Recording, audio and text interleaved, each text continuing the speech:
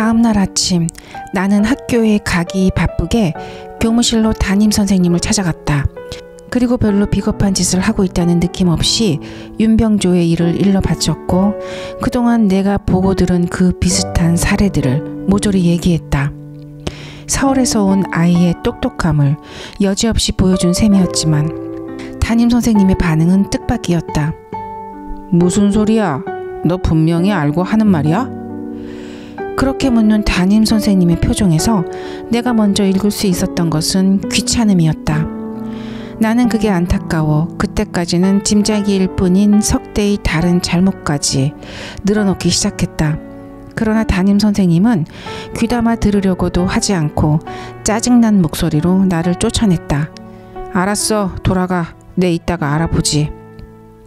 나는 그런 담임선생님의 반응이 못 믿었긴 했지만 어쨌든 조사해보겠다는 말에 한가닥 기대를 가지고 수업 시작을 기다렸다. 그런데 조회 시간이 얼마 남지 않은 자습 시간의 일이었다. 급사 아이가 뒷문께로와 석대를 손짓해 부르더니 무언가 작은 소리로 일러주었다. 2년 전에 그 학교를 졸업하고 급사로 일하고 있는 아이였는데 그를 보자 나는 갑자기 불안해졌다. 내가 담임 선생님께 석대의 잘못들을 일러 바칠 때 그가 멀지 않은 등사기 앞에서 무엇인가를 등사하고 있었던 게 떠올랐기 때문이었다. 아니나 다를까 제자리로 돌아온 석대는 잠깐 무언가를 생각하다가 주머니에서 라이터를 꺼내들고 윤병조 앞으로 갔다. 너희 아버지 오늘 돌아오신댔지? 자, 이거 아버지께 돌려드려. 그렇게 말하며 라이터를 병조에게 돌려준 석대는 이어 한층 소리를 높여 덧붙였다. 혹시 잘못해 불이라도 낼까봐 내가 잠시 맡아뒀어. 애들은 그런 거 가지고 노는 거 아니야. 반 아이들이 다 들을 수 있을 만큼 큰 소리였다.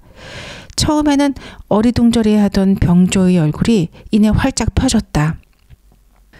담임 선생님이 여느 때보다 굳은 얼굴로 교실로 들어선 것은 그로부터 채 5분도 안 돼서였다. 엄석대. 담임 선생님은 교탁에 올라서기 바쁘게 엄석대를 불렀다. 그리고 태연한 얼굴로 대답과 함께 일어난 그에게 손을 내밀며 말했다. 라이터 이리 가져와. 네? 윤병조 아버님 것 말이다. 그러자 엄석대는 안색 하나 변함없이 대꾸했다. 벌써 윤병조에게 돌려줬습니다. 혹시 불장난이라도 할까봐 제가 맡아두었다가. 뭐라고? 담임 선생님이 흘끗 나를 쏘아보더니 그래도 확인을 위해 다시 윤병조를 불렀다. 엄석대 말이 맞아? 라이터 어딨어? 예, 여기 있습니다. 윤병조가 얼른 그렇게 대답했다. 나는 그 말에 그저 아뜩했다. 어디서부터 어떻게 돌변한 그 상황을 설명해야 될지 몰라 멍청해 있는데 담임 선생님이 내 이름을 부르는 소리가 들렸다. 어떻게 된 거야? 담임 선생님은 이미 묻고 있다기보다는 나무라는 투였다. 아침에 돌려줬습니다. 조금 전에. 나는 펄쩍 뛰듯 일어나 그렇게 소리쳤다. 선생님이 나를 믿지 않고 있다고 생각하자 나도 모르게 목소리가 떨렸다. 시끄러워. 아무것도 아닌 걸 가지고. 담임 선생님이 그렇게 내 말을 끊었다. 그 바람에 나는 급사 아이가 와서 석대에게 알려줬다는 중요한 말을 덧붙일 수 없었다. 하기야 급사 아이가 석대에게 꼭 그 말을 일러주었다는 증거도 없었지만 그때 담임 선생님이 다시 나를 버려두고 반 아이 모두를 향해 물었다. 엄석대가 너희를 괴롭힌다는데 정말이야? 너희들 중 그런 일 당한 적 없어? 말이 났으니 짚고 넘어가자는 투였다. 아이들의 얼굴이 순간 묘하게 굳었다. 그걸 본 담임 선생님은 이번에는 제법 신경을 써주는 척 목소리를 부드럽게 해서 물었다. 여기서는 무슨 말을 해도 괜찮아. 엄석대를 겁낼 것 없다. 말해봐. 어디 뭘 빼앗기거나 잘못 없이 얻어맞은 사람 누구든 좋아. 하지만 손을 들거나 일어나는 아이는커녕 그럴까 망설이는 아이도 보이지 않았다. 이상한 안도감 같은 걸 내비치며 한동안 그런 아이들을 살펴보던 담임 선생님이 한 번 더 물었다. 아무도 없어? 들리기에는 적잖은 모양이던데. 없습니다. 석대 곁에 있던 아이들 며칠 중심으로 반 아이들의 절반가량이 얼른 그렇게 소리쳤다. 담임 선생님이 한층 더 밝아진 얼굴로 다짐받듯 물음을 되풀이했다. 정말이야? 정말로 그런 일 없어? 예, 없습니다. 이번에는 나와 석대를 뺀 아이들 전체가 목청껏 소리쳤다. 알았어. 그럼 조회 시작한다. 담임 선생님은 처음부터 그런 결과를 짐작했다는 듯 그렇게 이를 매듭짓고 출석부를 폈다. 나를 여럿 앞에 불러 내꾸중하지 않은 게 오히려 다행이다 싶을 만큼 석대와 아이들 쪽만을 믿어버리는 것이었다. 뒤이어 수업이 시작되었지만 그 어이없는 역전에 망연해 있는 내 귀에 담임 선생님의 말소리가 들어올 리 없었다. 다만 전에 없이 의기양양해져 담임 선생님의 질문마다 도맡아 대답하고 있는 석대의 목소리만이 이상한 웅웅거림으로 머릿속을 울려왔다. 그러다가 겨우 담임 선생님의 말소리를 알아듣게 된 것은 첫 시간 수업이 끝난 뒤였다. 한병태, 잠깐 교무실로 와라. 담임 선생님은 애써 평온한 표정을 지으며 그렇게 말하고 나갔으나 뒷모습은 어딘가 성나이 있는 듯했다. 나는 기계적으로 자리에서 일어나 그 뒤를 따랐다. 자식 알고 보니 순 고자질쟁이로구나. 누군가의 저기에 찬 말이 후비듯 내 고막을 파고들었다. 남의 잘못을 윗사람에게 일러바치는 것은 좋지 못한 짓이다. 거기다가 너는 거짓말까지 했어. 담임 선생님은 화를 삭이느라 거푸 담배를 빨아들이고 있다가 내가 들어가자 그렇게 나무랐다. 그리고 내가 하도 기가 막혀 얼른 대꾸하지 못하는 걸 스스로의 잘못으로 인정하는 것으로 알았는지 한마디 덧붙였다. 너가 서울에서 오고 공부도 잘한다기에 기대했는데 솔직히 실망했다. 나는 2년째 이 반 담임을 맡아왔지만 아직까지 이런 일은 없었어. 순진한 아이들이 너를 닮을까 겁난다. 그렇잖아도 교실을 나올 때들은 저그에 찬 빈정거림으로 은근히 악에 받쳐 있던 나는 담임 선생님의 그 같은 단정적인 말에 하마터면 고함이라도 지를 뻔했다. 하지만 갑작스런 위기의식이 오히려 그런 앞뒤 없는 흥분에서 나를 건져냈다. 어떻게든 이 일을 바로잡지 못하면 이제는 정말로 끝장이다. 그런 절박함에 사로잡혀 나는 거의 필사적으로 정신을 가다듬었다. 제가 선생님께 말씀드린 걸 급사가 석대에게 일러주었습니다. 석대는 그 말을 듣고 바로 선생님께서 들어오기 직전에 내가 겨우 교실에서 못했던 그 말을 생각해내고 그렇게 더듬거렸다. 그럼 아이들은 어찌 된 거냐? 모두가 입을 모아 그런 일은 없다고 했잖아. 선생님은 그래도 못 믿겠다는 투로 나를 그렇게 몰아세웠다. 하지만 이미 말한 대로 나도 필사적이었다. 아이들이 석대를 겁내서 그렇습니다. 나도 그럴지 모른다고 생각해서 2번, 3번 물어보았어. 그렇지만 엄석대가 보고 있는 데서 그럼 아이들이 나보다 엄석대를 더 겁낸단 말이지. 그때 내 머릿속에 번쩍하듯 한 가지 좋은 생각이 떠올랐다.